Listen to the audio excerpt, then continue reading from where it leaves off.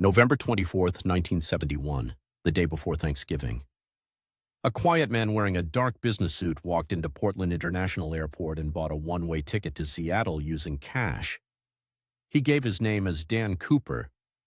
Nothing about him seemed unusual. He carried a small briefcase, ordered a bourbon and soda after boarding Northwest Orient Flight 305, and calmly watched the aircraft climb into the cloudy afternoon sky.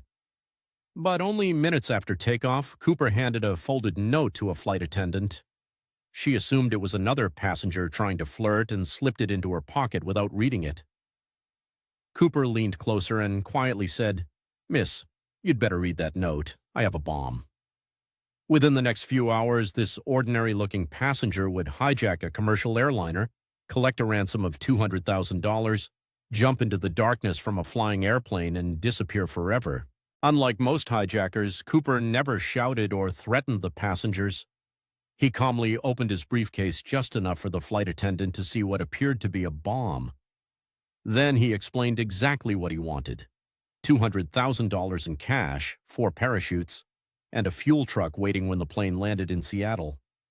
Authorities faced an impossible decision: refuse his demands and risk innocent lives, or cooperate and hope to catch him later. When the aircraft landed, the ransom money and parachutes were delivered exactly as requested. Cooper counted the cash, released every passenger without harming anyone, and ordered the pilots back into the air. The most dangerous part of his plan was only beginning.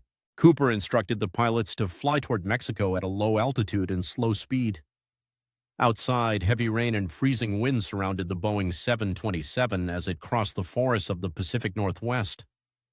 While the crew remained inside the cockpit, Cooper tied the ransom money around his waist, picked up one of the parachutes, and walked toward the aircraft's unique rear staircase. Then, while the plane was still flying nearly 10,000 feet above the ground, he lowered the stairs and stepped into the darkness. Moments later, the pilots felt the aircraft suddenly shift. It was the only sign that D.B. Cooper had jumped.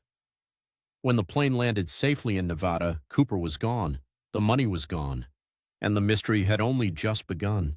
The FBI launched one of the largest investigations in its history. Search teams combed forests, rivers, and mountains across the Pacific Northwest. Hundreds of suspects were questioned. Every fingerprint, every cigarette butt, and every piece of evidence was carefully examined.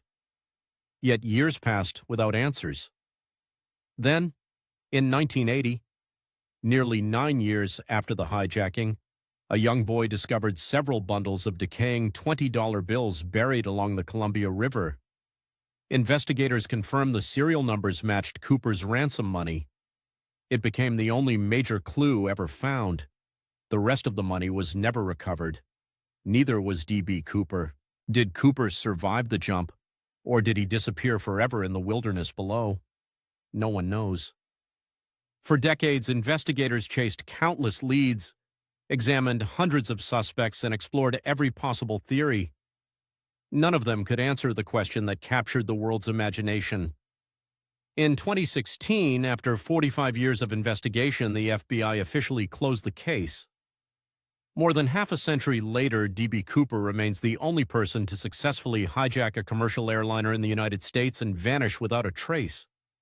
His story continues to inspire books, films, documentaries, and endless speculation, proving that some mysteries refuse to be solved. One man, one airplane, $200,000, and one jump into history. Whether D.B. Cooper escaped with the money or disappeared into the storm forever may never be known. If you enjoyed this documentary, subscribe for more true stories about history's greatest heists, mysteries, and unbelievable crimes.